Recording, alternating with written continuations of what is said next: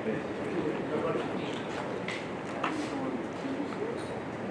gentlemen, welcome back. And now it's time for the next segment of the workshop, that is the panel discussion 2 on state of democracy in Pakistan and Bangladesh. I would like to invite Professor Kanti Bajpai, Professor of Islamic Asian Studies, Lee Cornell School of Public Policy, AUS, to chair this session. Thanks a lot. I'll do without the mic. Oh, they can't hear it? Oh, okay, they're recording. Okay, well, welcome back. Session 2, where we focus on Bangladesh and Pakistan. And Professor Tawfiq Haq is going to get us going on the Bangladeshi case. And you have the programs in front of you, and you have a little biography of him. But just very briefly, I mean, he's director and associate professor of public policy and governance in the Department of Political Science and Sociology of the North-South University in Bangladesh. Various areas of academic interest, but quite interestingly, I mean, one of the things that caught my eye was governance theories in Hinduism and Islam. And presumably, there are some cultural kind of values that influence public behaviors, including electoral and democratic behavior. So we may get some kind of insights from Tawfiq on those bases of governance. We also worked on local governance, globalization, organization, behavior, international trade, which is a little distance from the rest of his work. So welcome to Tawfiq. I'm told that our Pakistani colleague couldn't make it for various reasons, and so Ramajoy is going to present his slides and offer a few comments on it. We'll make some comments on paper. So over to you, Tawfiq. You've got about 15 minutes. Okay, thank you very much. I would stand and talk. Is it okay? Yeah. So very good morning. Assalamu alaikum and namaste to everyone.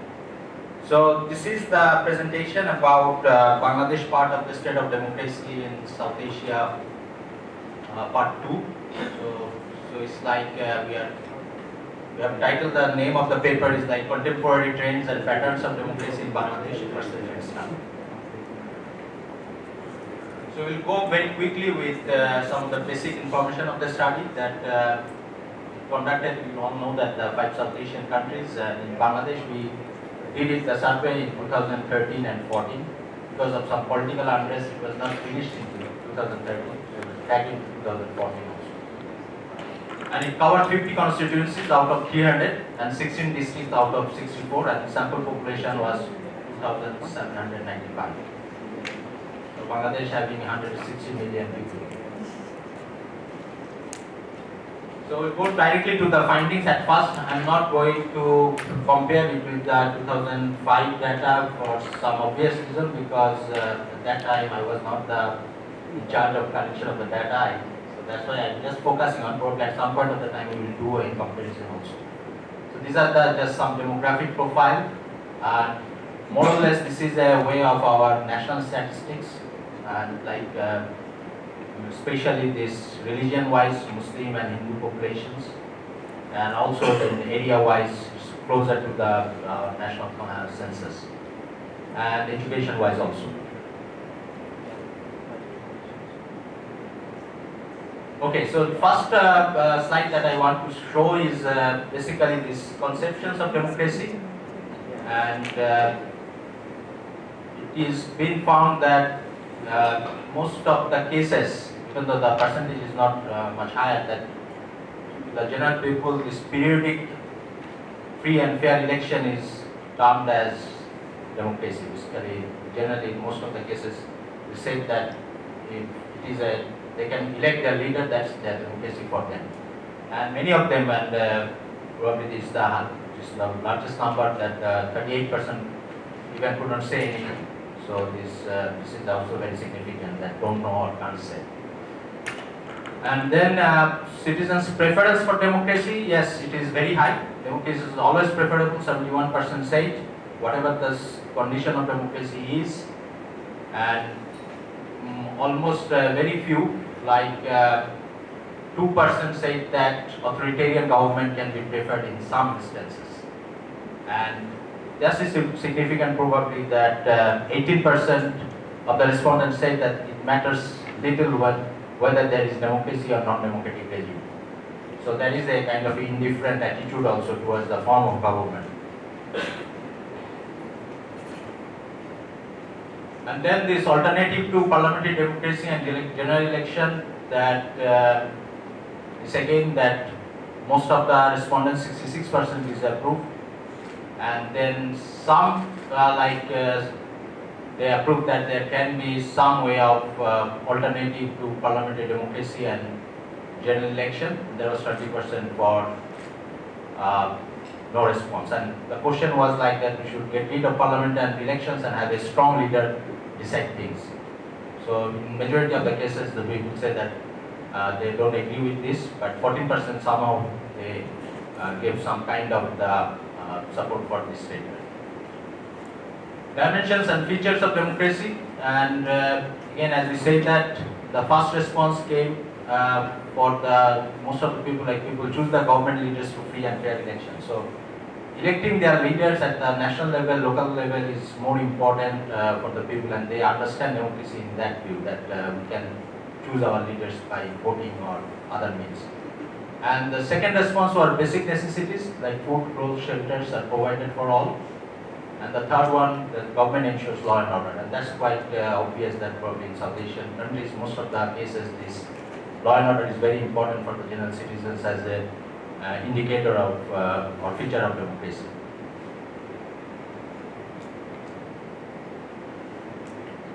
And satisfaction with the state of democracy, we have to just keep it in mind that this is a period where the data was collected 2013 and 14, and majority of them they said that very satisfied and fairly satisfied, and then not the majority, the majority said that they are not very satisfied and not at all satisfied, and very close with this one is the very satisfied and fairly satisfied is 42%, and don't know or can't say was 12%. And then democratic tradition, past and future trends, comparing with last 10 years since Bangladesh started the journey of second phase of democratic ruling from 1991, and there were free and fair election consecutively every 5 years. So there was a quite high positive response regarding the state of democracy in last 10 years. And comparing with this one, if we just see the next slide where we wanted to know about the state of democracy in next 10 years, the aspirations and probably the prediction was not that kind of positive. So people are more happy with the democratic trend for the last 10 years comparing with the future. So they said that probably most of them, they were confused. They said that we don't know or can't say 46% about the next 10 years state of democracy, and only 28% and 7% in total they said that these are will be more democratic or highly democratic.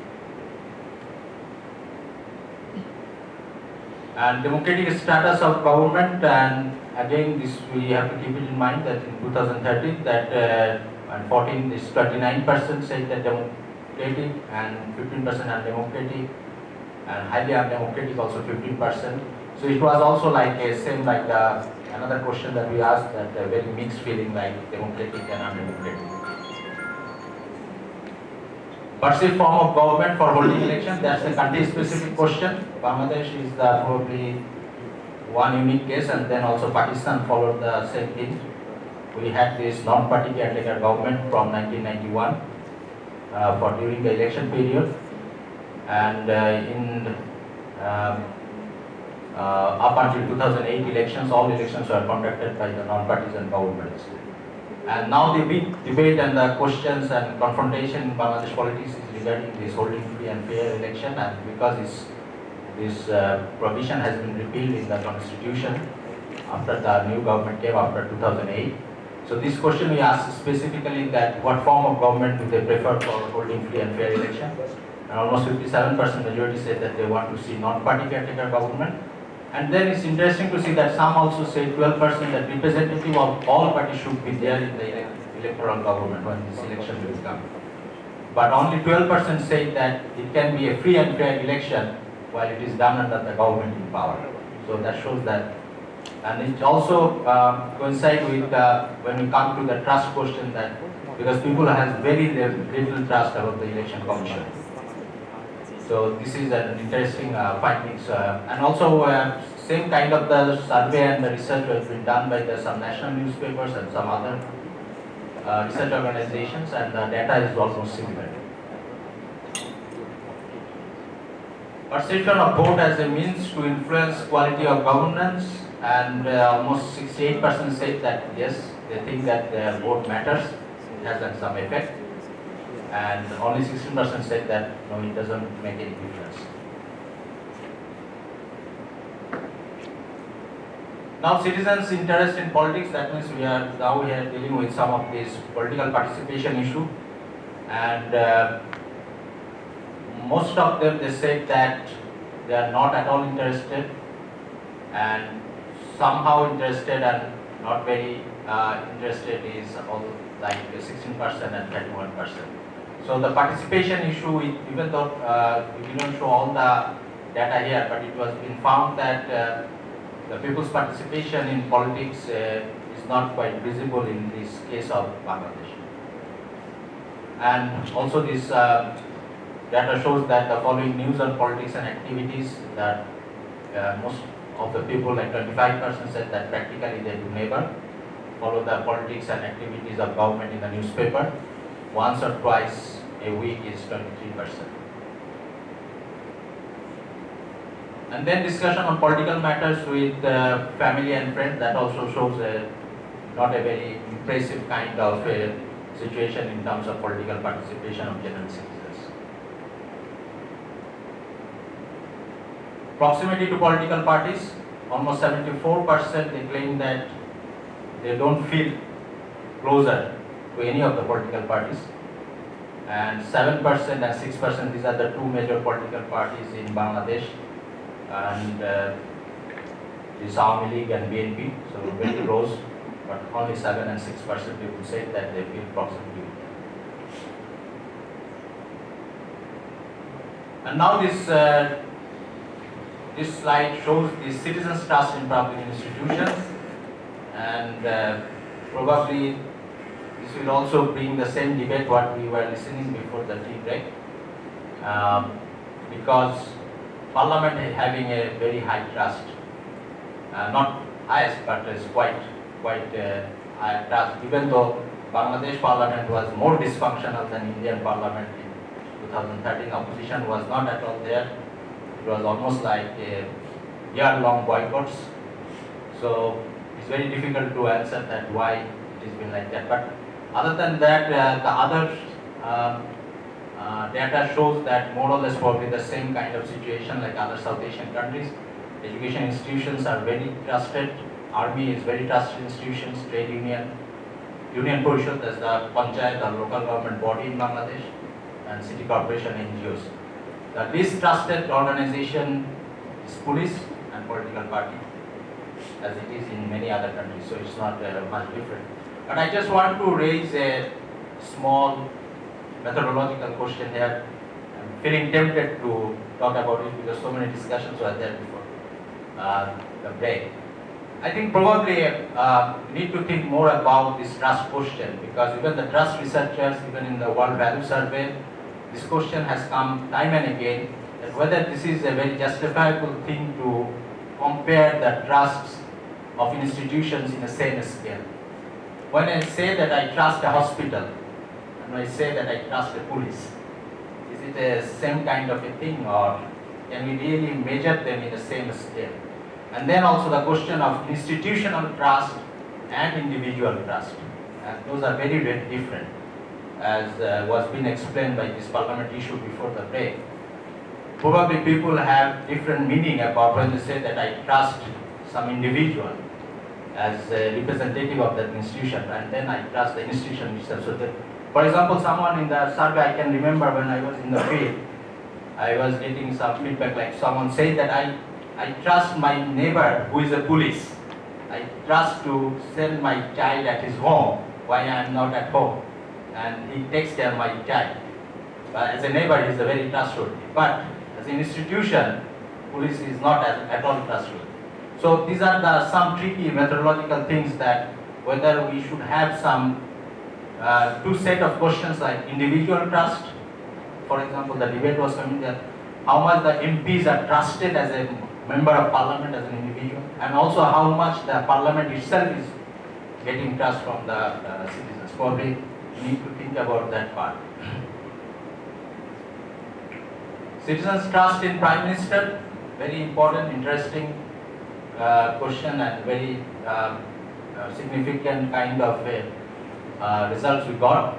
In Bangladesh, we are having, we all know that Bangladesh has been ruled by two Begums from 1991, two ladies, and it's the only country probably in the world which has been ruled for almost more than 25 years by women leaders. And now the current Prime Minister, she is a very strong leader with all criticism, and people showed lots of trust towards her, even though her party is also been very criticized, but it's a higher level trust towards her. And probably this is, I'm not sure about, I have not seen the Sri Lankan data yet. The Rajapaksa was in power at that time, and because of his very strong leadership, I'm not sure what the result is there, but people like strong leaders.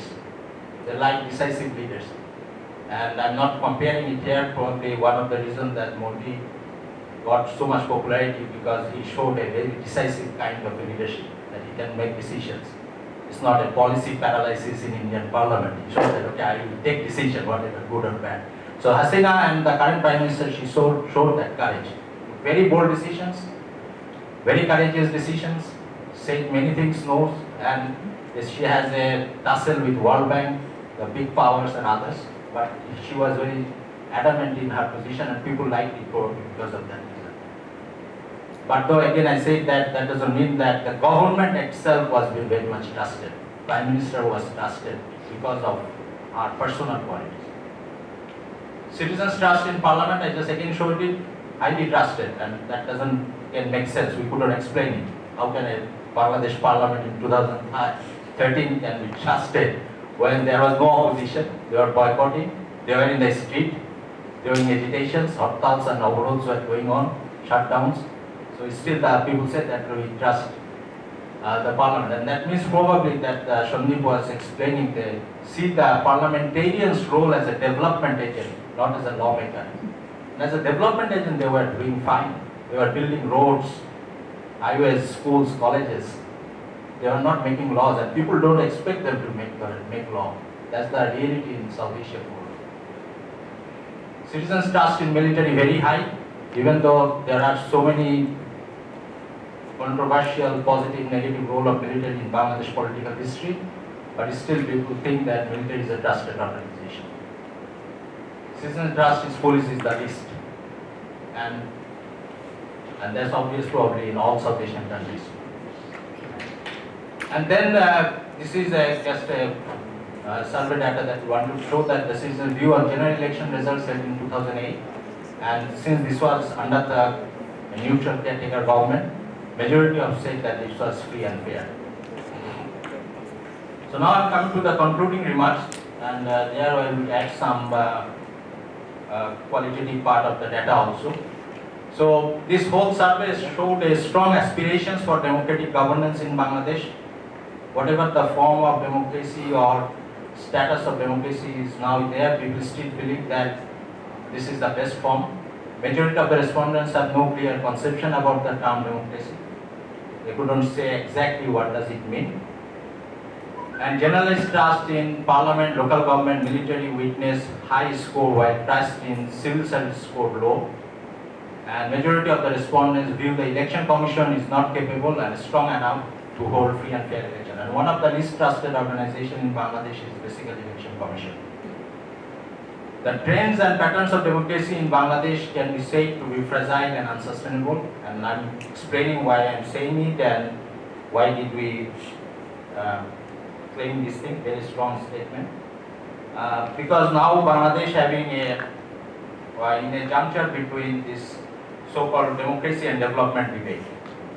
So So even from 2013 onward, this debate is going on that what model should Bangladesh follow? With a less democracy, more development, one-party democracy, Chinese and Singaporean model. So these are the things that have been coming out, and Bangladesh is probably going into that direction. The trend is showing that it's probably going to the direction of the one-party democracy, and that's why the fragility is there.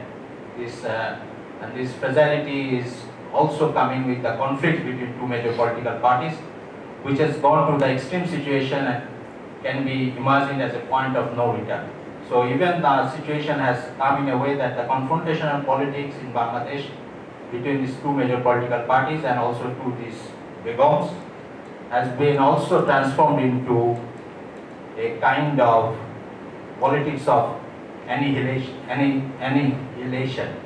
So they want to wither away the others. It's not like anymore like, okay, you compete with me or no. You want to see that the other political parties are no more there. And that kind of the practice is already there, and that creating a vacuum within the whole political space, democratic space. And they are probably coming the threat of the other forces. I'm sure that you all know about that some of these issues that have been there in recent years. And Bangladesh as a Muslim majority country, so that threat is quite high. And also we done some of the survey and research in democracy in Muslim worlds, and that also showing that this question now is coming that whether democracy is sustainable in Muslim world. So very big question in Arab world. That experiment has been failed, and then only probably in Indonesia and Malaysia some of kind of the democratic practices are there. Bangladesh was another example of democracy in Muslim world, but now it also has come to a point where probably sustainability question has been arisen. So this is some kind of the questions for the future research. We still don't know the answer, but this vacuum in political arena and also confrontational politics in the major political parties creating some kind of the avenue for other forces, that is quite obvious, and we are seeing and observing these things. So with these comments and observations, I will thank you.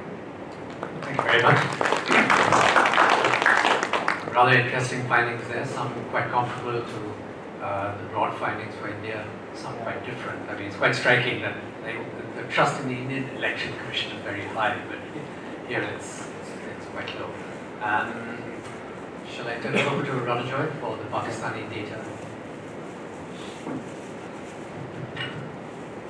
Can I just run through the slides? I will allow the scholarship to maybe comment on it for 5 minutes or so.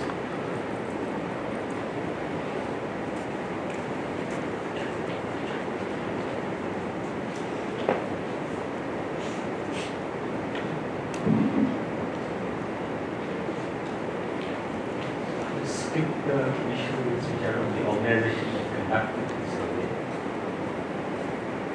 Yeah.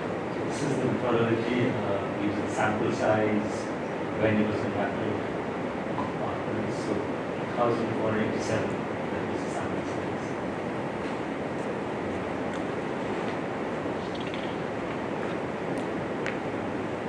Understand the democracy, I guess, going back to the question of what do we mean by democracy.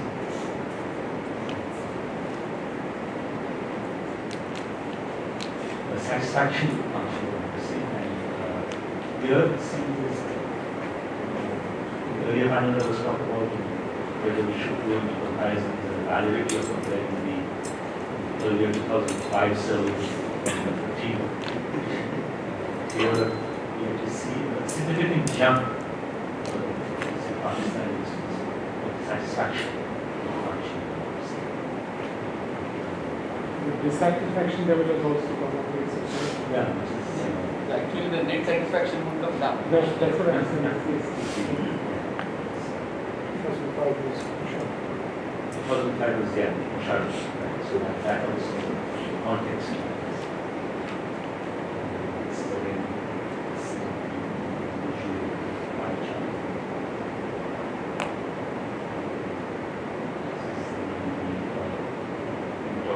youth, and the government classification youth considered to be below 35 years. The same classification in Pakistan, satisfaction levels of democracy profile, as well as rural and urban.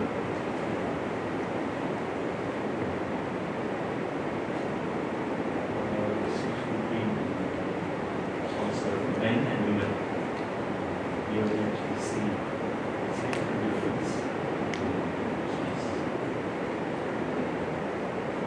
Particularly actually in 2000,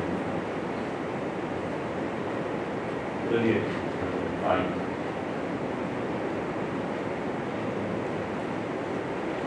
Satisfaction with democracy across education. Again,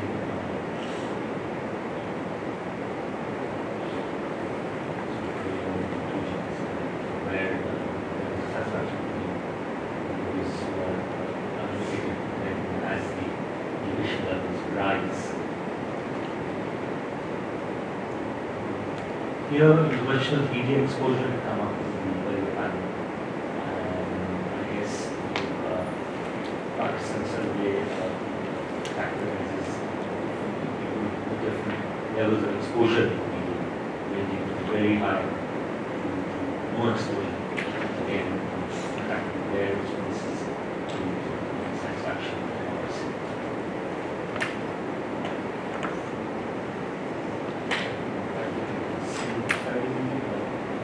High level of satisfaction to no exposure. But if you look at the bars, first But also with very high it's exposure. very high. These are, some conclusions that can be drawn from the partial so both extreme ends we see sort of similar levels. Ranking on the democratic ladder, again, Professor Bajko was mentioning whether we are in the survey is in the rating game, and here they were asked to rate 1, 11, 10, 11, sort of rank Pakistan 8, and this is surprising work. Bajko was said that in general, across the South Asian countries, we tended to sort of rank the country between 6 and 8.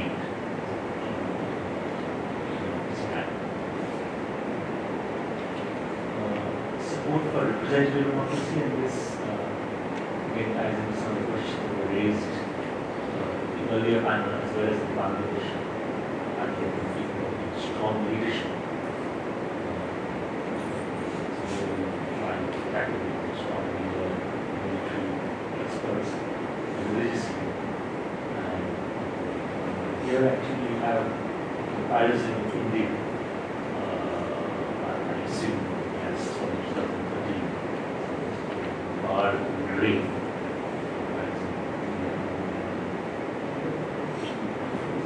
That's some instances there are. For example, if you look at the military, you actually see for representative democracy, elected government there seems to be similar levels.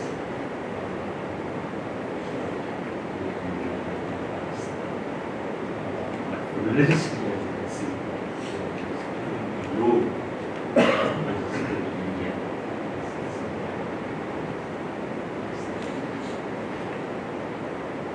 essential characteristics of democracy, again, basic necessities have higher processing act large numbers.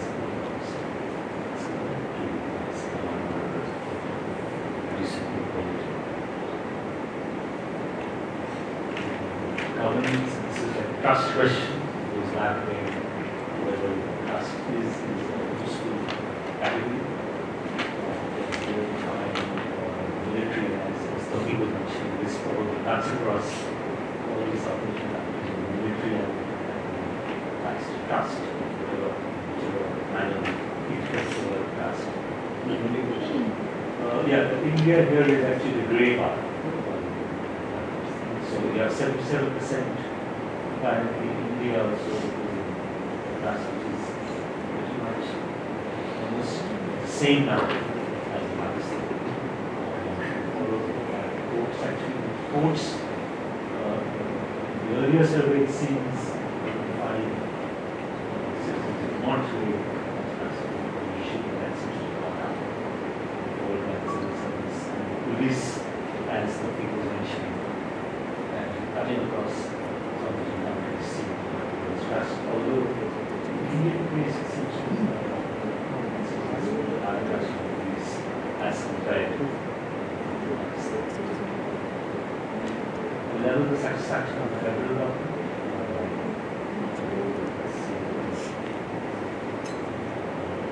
6% is satisfied,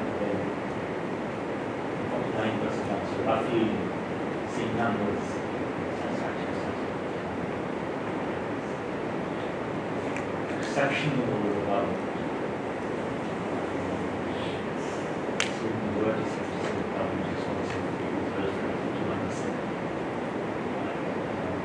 Similar numbers for the government.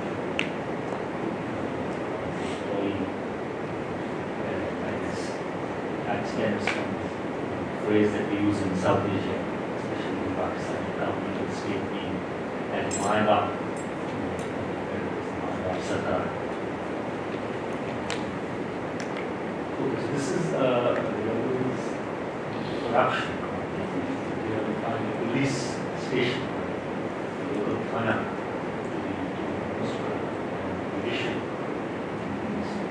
interestingly, the hospitals, the public was mentioned in the last hospital.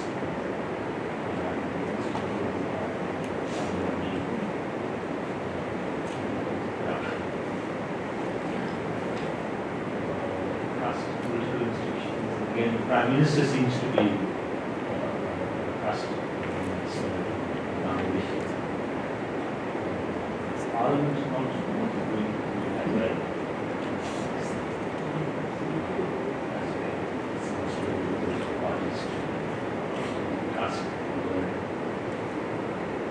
Trust in means of communication. Television seems to be trusted as the response reserved for the newspapers. The trust level seems to have gone up significantly compared to other private. That's interesting. Why trust level increased dramatically for all television newspapers and biggest national problem, immigration. That's again probably one of the common world. Corruption interestingly doesn't seem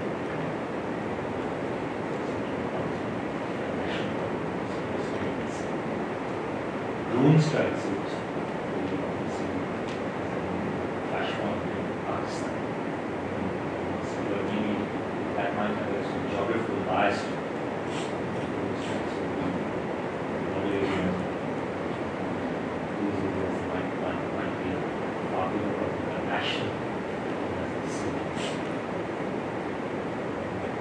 Okay, I think I'll probably end here.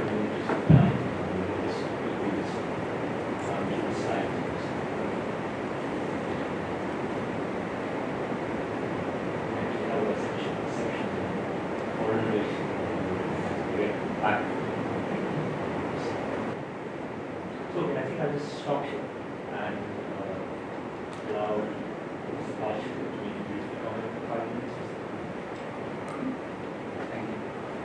Actually, it would have been great if Bilal Saab would have been here, because there are so many interesting things which have happened in Pakistan, and I would draw your attention to 4 or 3 things. In the first place, we have a continuous democratically elected government for over a decade in Pakistan for the first time, and also that is reflected in the turnout. In 2008 elections it was barely 44, whereas in the last elections it was 55. So there has been an 11% rise in turnout as well. So how does one look at this? Instead of commenting on the slides which Bilal Saab has supplied us, what I will do is to add a couple of slides to that discussion in order to situate what he probably is wanting to say. For example, as it was pointed out when we were watching these slides, whereas satisfaction levels have gone up, net satisfaction, if you take into consideration the disapproval rate, has not actually gone up very much, and that leads to one possible interpretation of looking at this data, which is that after 10 years of stable democratic politics, is it that a more critical citizen is emerging in the case of Pakistan, and therefore can we look at some of these as not symptomatic of problems of democracy in Pakistan, but probably symptomatic of the rise of a critical citizen in the case of Pakistan. This is something which we have already seen, so I don't think we need to comment on this particular slide. But this is something that one needs to look at, and that is probably what would support the point that I am making and help us discuss the Pakistan data much better. Net approval is something which subtracts simply approval and disapproval. So if you look at this, you will find that particularly look at the last one, religious leaders, because the general slide doesn't give the clear picture, but what has happened in Pakistan is that in fact the net approval for rule by religious leaders is negative, that is there is more disapproval than approval for rule by religious leaders in the case of Pakistan, and that needs to be taken into consideration. The same is true of military. While the popularity of military might be high and trust in military, generally everyone trusts the soldiers, so that's not an issue in South Asia at least. But look at this, whether military should be ruling the country. The net approval has gone down to this question from 2005, and therefore I think I would draw your attention to this particular part. The second thing that we need to also look at is something like this. There is a precarious balance. Those who say that democracy is always preferable, and those who say that in some circumstances an exception may be made. There is a precarious balance. Only 38% prefer democracy and 33% say that authoritarian government may be alright in some situations, and finally 22% say that neither makes any difference. So that's the other thing that we need to remember when looking at Pakistan data. Finally, also, though my earlier point about the problem with the trust questions would still remain, one way of looking at the trust data is to again look at net trust. How many actually trust as compared to those who don't trust an institution, and this is the data on that. And again, you will find police and civil service vast, huge distrust as compared to other institutions. And even in the case of parliament, those who trust are less than those who distrust the parliament in the case of Pakistan.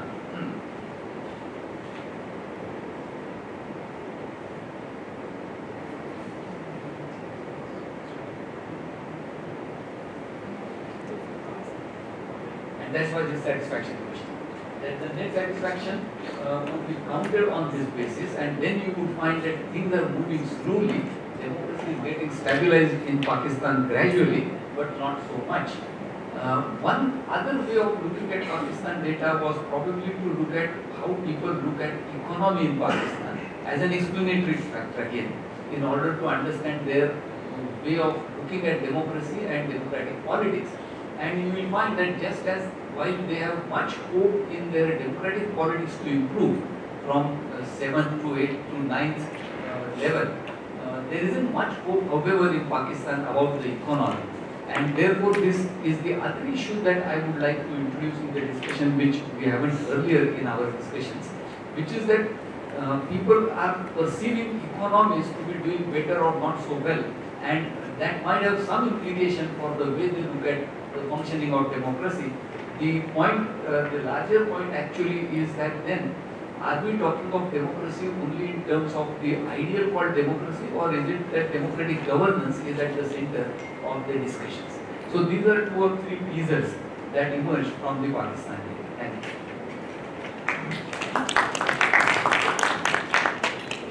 Okay, well, we've got 30 minutes for discussion of these 2 very interesting papers, and then as well as perhaps some comparisons to the Indian.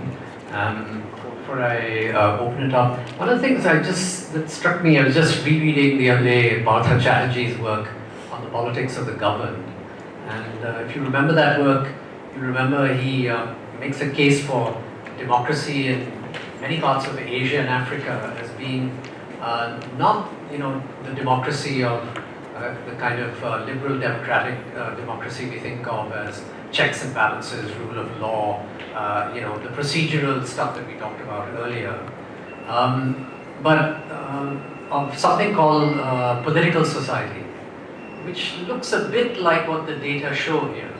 That the expectation, that politics is really about the mobilization of people on the basis of entitlements, welfare concerns, and that mobilization might be on the basis of identity, whether caste or religious or whatever. It might be also somewhat by class associations and so on.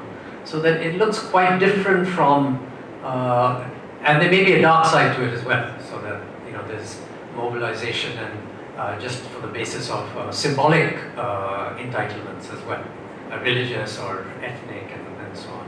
So Chatterjee argues that really most democracies in the world and most politics around the world are not idealized Western type, liberal democratic, procedural type of democracy, but it's really a competition for access to government officials through these kind of political entrepreneurs who try to get benefits for their constituencies.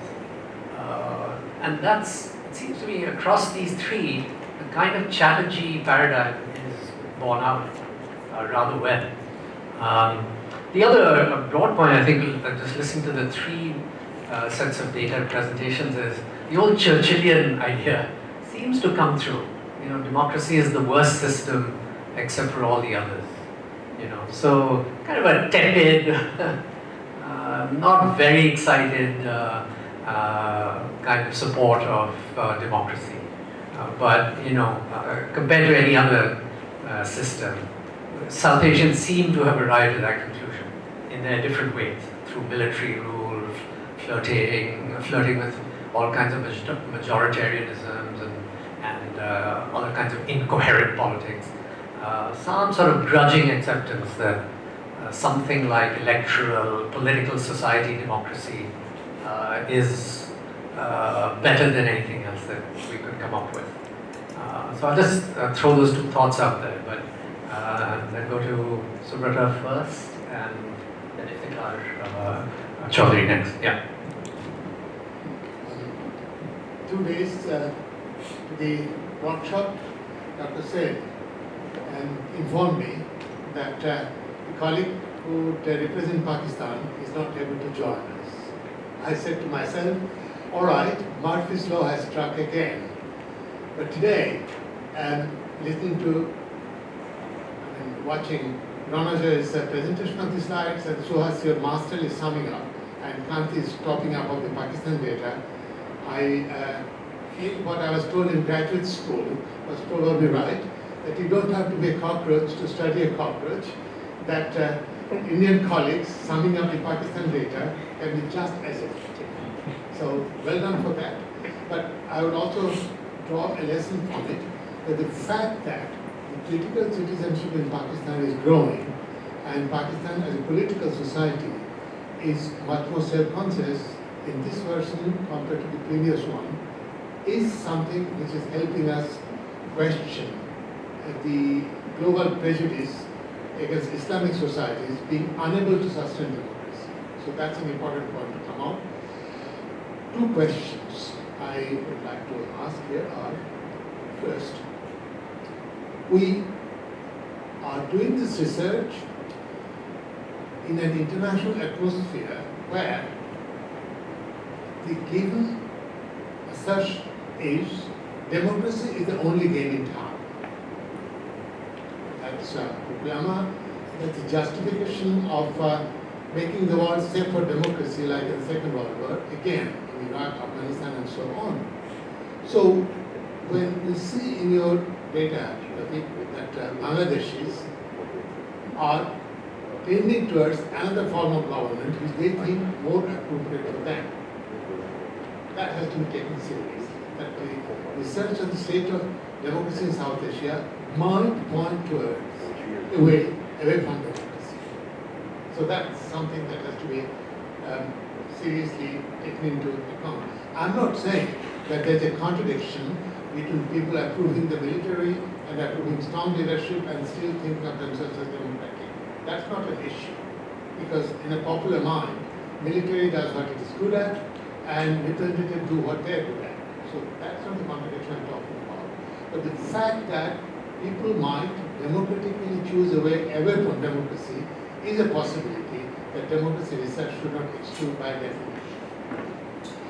My third point here, and it's a question, is to Suhas and to the group as a whole.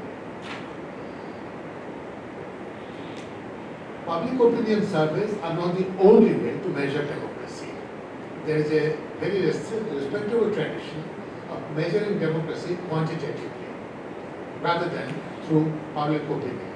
So I would like to bring to comparative politics a debate that has raised in the corner of the playing field more,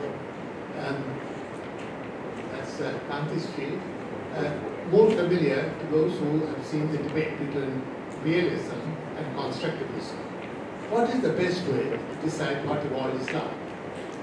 The way I construct it, or the way that can be measured objectively of my perception of it? So, if I were to ask a question like, is South Asia becoming more democratic?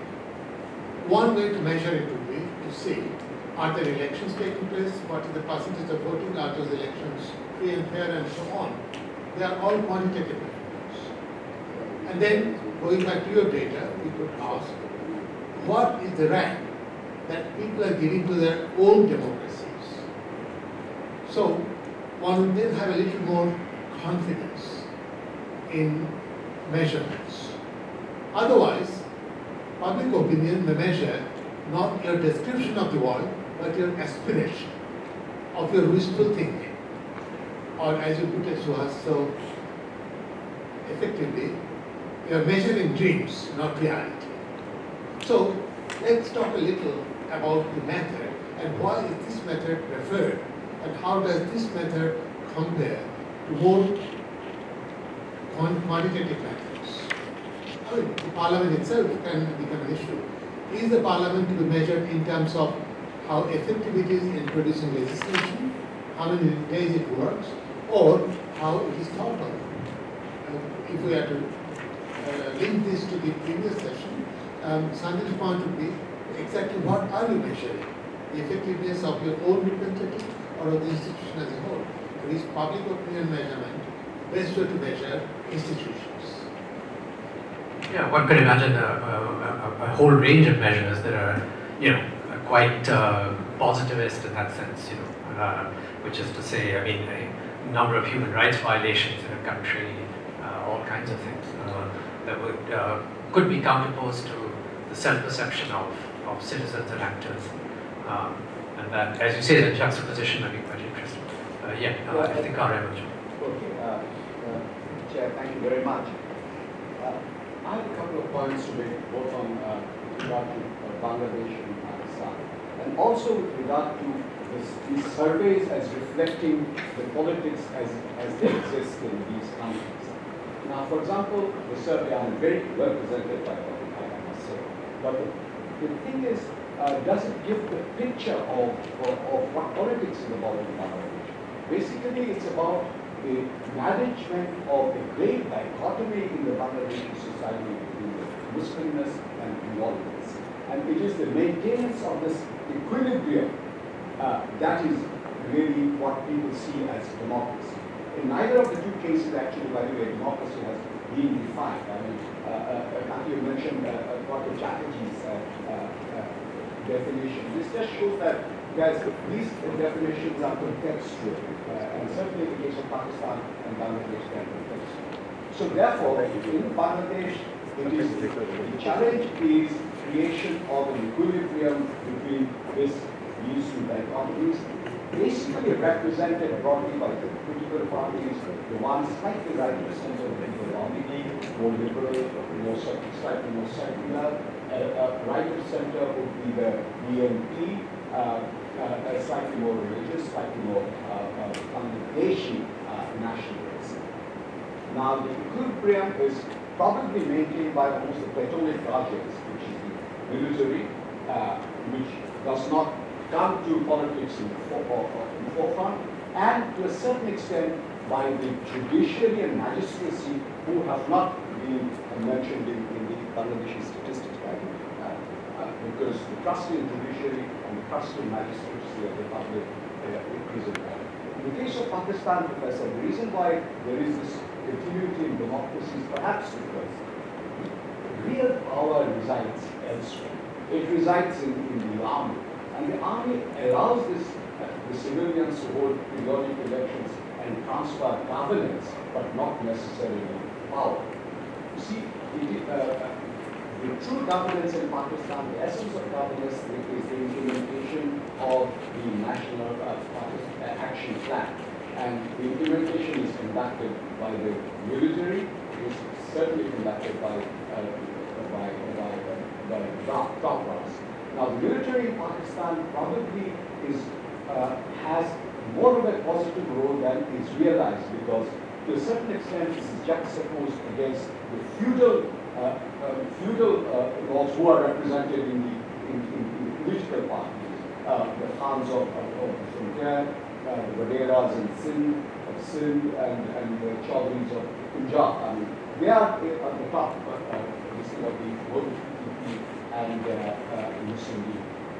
Now, the military is representative of the basic urges of the community in many ways. The middle class, the peasantry,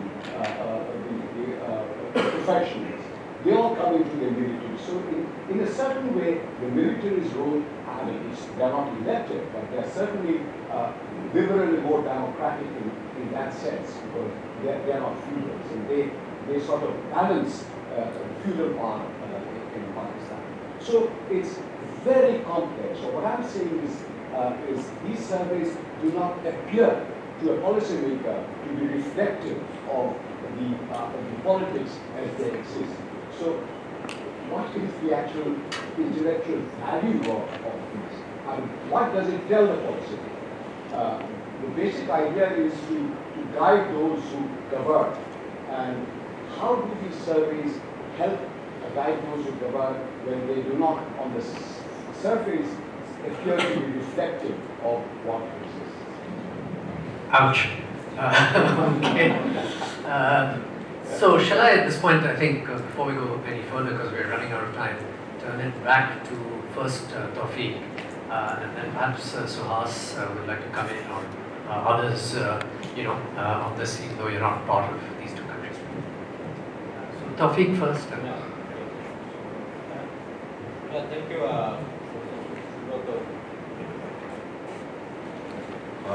for raising some very interesting question and queries. So, regarding the leadership, that strong leadership is a kind of expectation probably many parts of the South Asian countries, and while it will lead to us. In case of Bangladesh, we cannot talk about it, as I always try to understand it also from the Sri Lankan point of view, that the rise of Rajapaksa and his popularity in that period of the time, and it's coinciding this whole issue of this current Prime Minister in Bangladesh, that very strong decisive leadership plays a role. Is it going to the direction of an era of elected autocrats in South Asia? We don't know. That's the research question probably for the next stage of state of democracy in South Asia. And as I said, that we are seeing elected very strong leaders and trying to be tempted towards a bit autocratic. And that's probably is a big challenge of democracy in the future, that they are delivering.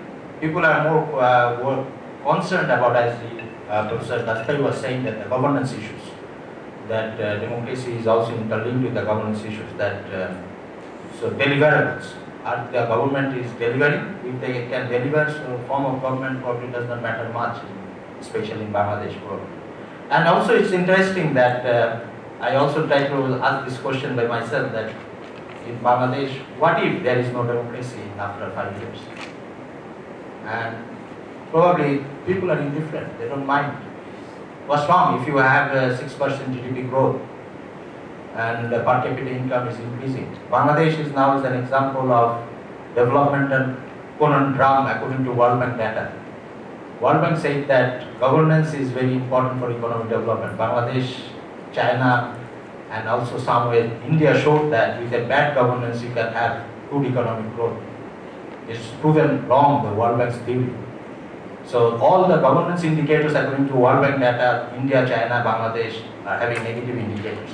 But still economic growth is what, not recently, but I'm saying up until 2014 the economic growth was fine. So probably in Bangladesh also people was saying that, even during this survey we found that people were saying that Bangladesh democracy was a very long history. From 1936 people were used to giving vote.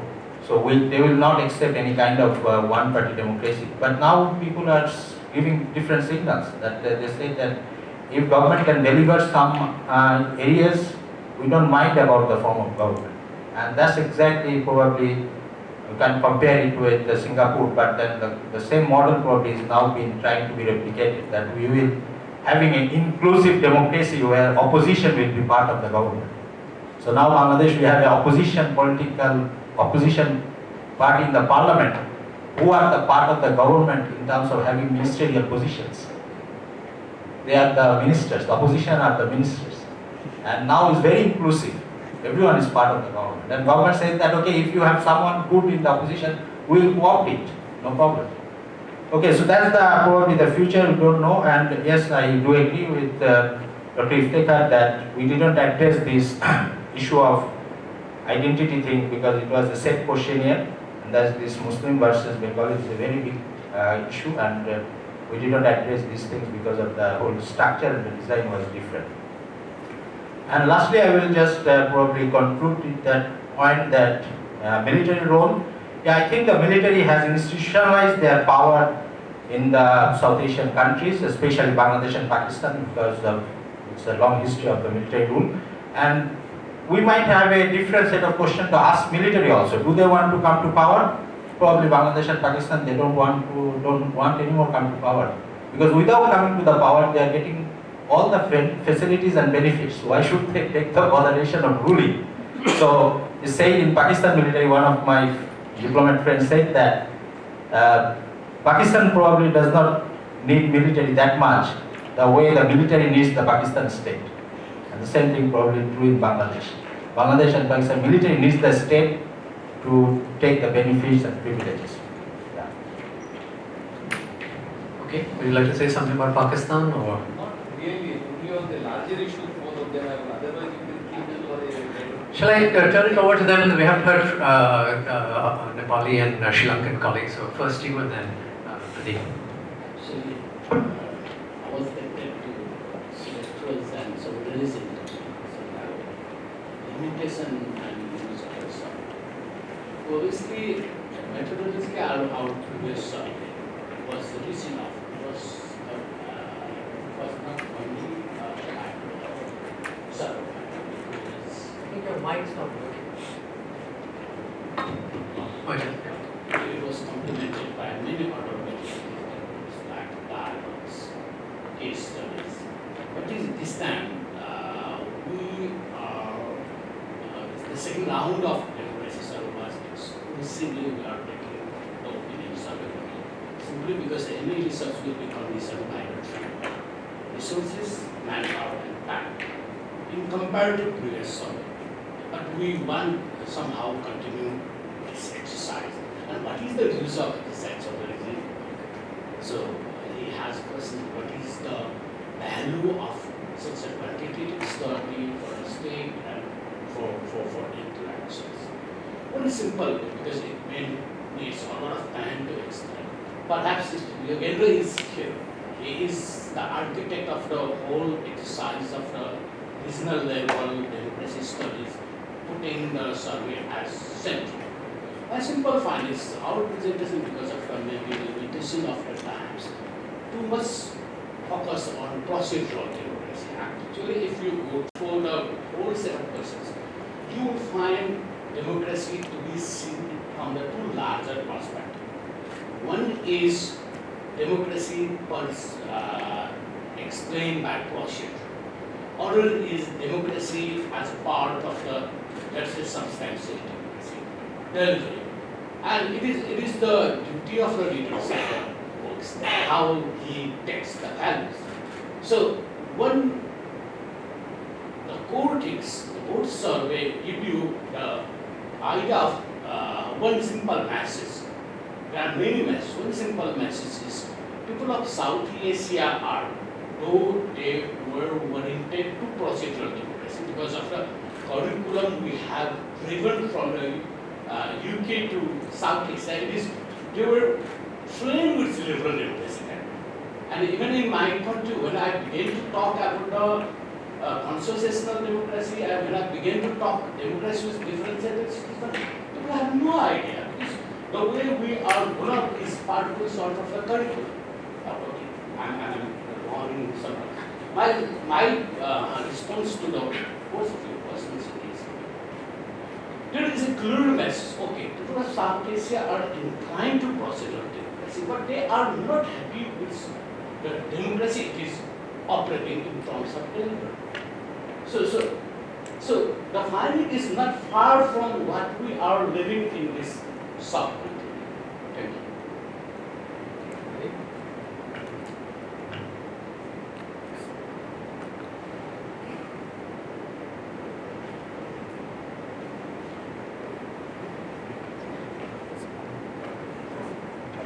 Thank you so much, Chair. I won't make two comments. One is that I think we should not rush into make trend analysis to comparing two surveys to say that whether we are improving or whether we are democracy is declining in our part of the world. I think even in statistical terms, it's very not very good idea to really compare two waves and to like make that kind of a that kind of conclusion, because I don't think two ways gives us enough data or enough statistically robust. It will not give us enough confidence to make that kind of a statement. Coming back to the whole thing about the methodological debate, I think from the day one this whole democracy development discussion started, it started with the collective of political scientists across South Asia. Half of them were from positivist training and other half came from post-positivist or non-positivist training. So of course this debate about what is true and how one is true has always been the case. And there was a huge debate, and that's what Krishna was trying to highlight here. I guess, for me, I don't think that there is a one particular way to achieve or attain truth. So there is something called reality that one can really attain to. But whereas the survey gives us some beautiful technique and instrument, where it will give us what Amartya Sen would call as a distance view. So for us to have understanding, we have to have the close view as well as the distance view. So survey is the only method where the political scientists or the social scientists can use to have a distance view. It gives you a skeleton, but not the details. Because the moment you get close to the detail, you will lose the whole larger picture. I think for us to make more meaningful understanding of what is happening in our society, we have to bring these two together, have the distance view and the close view. So it's very interesting to have a statement and come up with large ideas looking at the numbers and statistics, but it will not be really meaningful unless you bring the context, the local experience into that. Because that comes back to what Taufik was raising.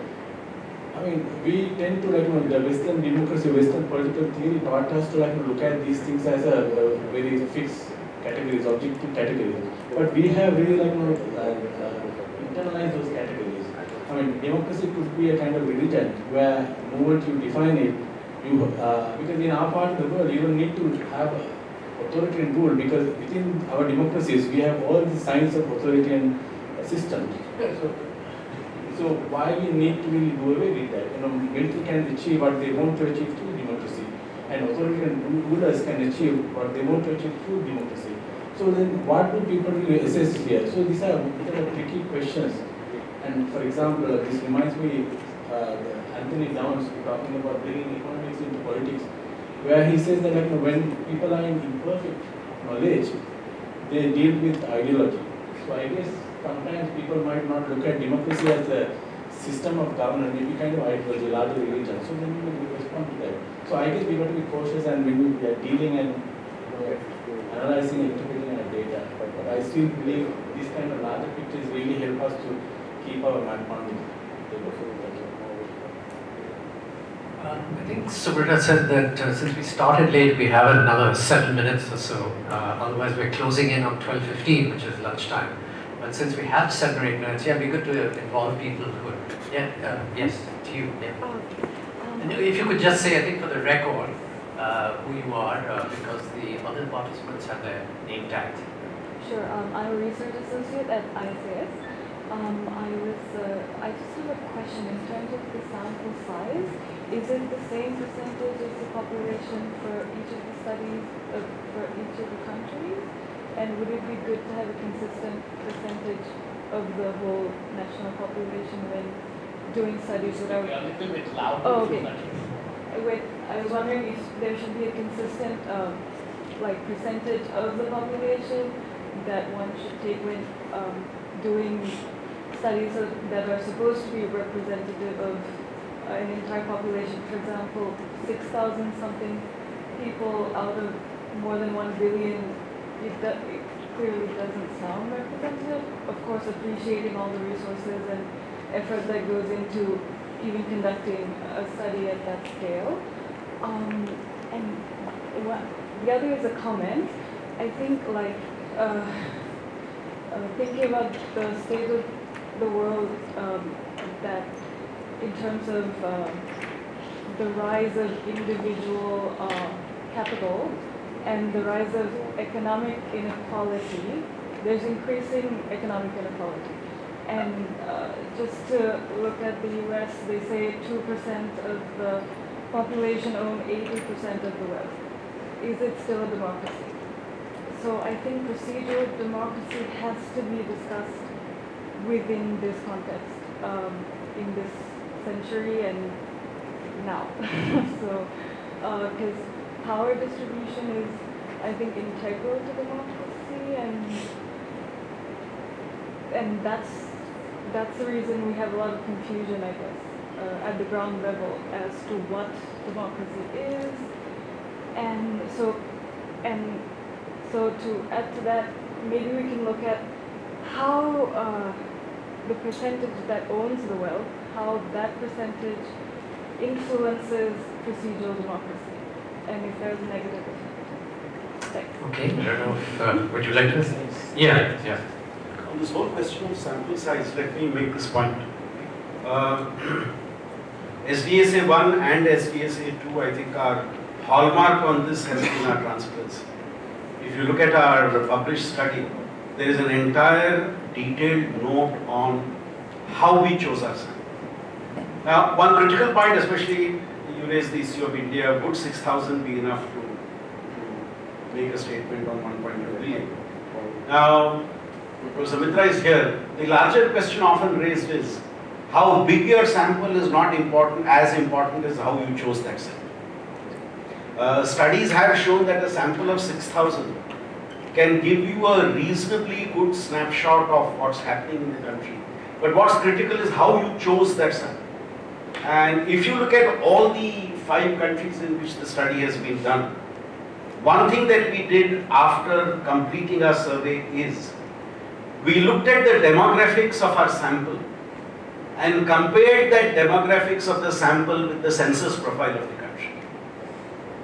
And we made sure that we were able to convince ourselves that the demographic profile of our sample matches the census profile of the country, which leads us then to conclude that the sample that we chose to undertake this study was a representative and authentic sample.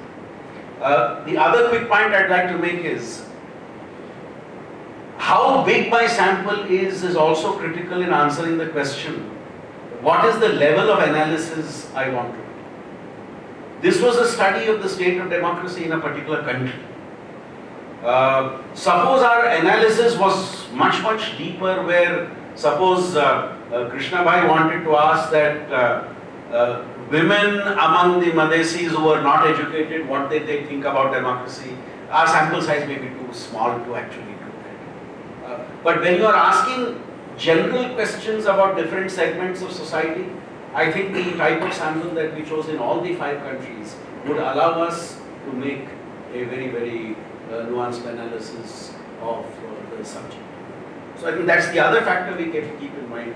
The unit of analysis we want to do, that also defines and determines the size of the sample that we choose. Anyone want to answer the question on economic inequality and the quality of democracy from the group? Democracy in design is a capital school. What I'm saying is the democracy in design, starting from it's instruments of capitalists. So whereas I understand even if you come down to South Asian countries, of course the policy making largely influenced by the wealth. But whereas people are happy, poor people are happy, but they're poor. As long as you follow the particular kind of system. Since is that probably, if I'm allowed a minute or two, that democracy emerges everywhere as a tool of the elite. At the same time, it does have the potential of upsetting the very balance that the elite have struck for in their favor. And it is this potential of democracy to unsettle the existing equations of power, which is probably at the heart of all the attraction that democracy has, both for elite as well as for the masses, for critics as well as for those who uphold democracy. And the Pakistan case actually shows this. Iftikhar Sahib was quite right in saying that it is the feudal elements which represent so-called politics and the middle class modernistic elements that represent so-called military. And yet, however, at the same time, last 20 years of the struggle for democracy so-called has been outside the purview of the military on the one hand, and at the same time probably bringing down the hold of the feudal elements on the polity and economy of Pakistan. So I think it is this dual nature of democracy, its evolution and its practice that needs to be kept in mind. Which takes me very quickly to the last point which both Iftikhar Sahib and others have made about the limits of survey method. And let us not discuss the methodological debate issues at the moment, but yes, there are limits to survey method, and precisely therefore I think we need to contextualize surveys and their findings. There are two issues basically. One is of course the designing of your instrument. If your instrument is designed in such a manner that it only gives you a snapshot of current opinions, it is not of use in long run. And in the second place, if you don't interpret, if you don't dare to interpret your data and just present the percentages, then probably, as Iftikhar Sahib was saying, it's not useful for the policy makers. In any case, parenthetically, let me close by saying whether policy makers in South Asia have ears enough to listen to the advice, but that's another story. Okay, well, I think on that note, Subrata? Yeah. And if you have looked at the program, you'll find that the last session is a panel which pulls all the countries together. That was my idea of first going into individual countries, then looking at the whole landscape of South Asia, address issues, countries, as well as methods. So if you have the time, I strongly urge you to save these questions for the last panel, and we'll have a proper conversation then. Okay, well, let me just close with two thoughts. The first is sort of picks up a bit on what you say, which is that just looking across the world, I think we can probably agree that it's quite useful to think about varieties of democracy. John Hall, I think, has a book called Varieties of Capitalism. I think it would be quite productive to think about varieties of democracy. And in that context, it's true that there are differences between the democracies in South Asia as well. But a fairly striking thing about these surveys is that there's something like a kind of South Asian model of democracy as well. Why that's the case, why they seem to be converging in various ways, would be an interesting thing to unpack. But it might be nice in that final session to think about. It's quite striking also that amongst the developing world, South Asia may be about the only region where, at the moment and over the last decade or so, every country, formally speaking, is democratic now. That's quite a striking thing. The other thing is, just to come back to Partha Chatterjee, I mean, it seems one of the points Chatterjee makes about the politics of the governed, or this kind of political society view of democracy, is that he wants to return a sense of agency to actors in democracy. So the democracy is not just some delivery from on top by elites, governed in this kind of idealized British parliamentary model, but that there are agents, good and bad, with ambitions that some of which we may like and some we may not like, but they're active agents working with their representatives and political entrepreneurs and so on to extract stuff from their governments. So the view that he's arguing against is a dispensatory government that gives citizens what they think is good for them. And in political society, Chatterjee is saying, is that you have a kind of an organization of politics where fairly humble groups, often as collectives, are using their strength and their creativity to extract what they want from government. I mean, they are making government in the image that they want. And that's some sort of democracy as well. And he thinks that, in fact, globally that's the norm rather than the other way around. And perhaps that is showing up in the findings of the various surveys here. Let me just close it on that note, and please all enjoy lunch. I personally have to leave, unfortunately, for meetings, and I can't make the final session, but I've learned a lot and thoroughly enjoyed the morning. Thank you very much.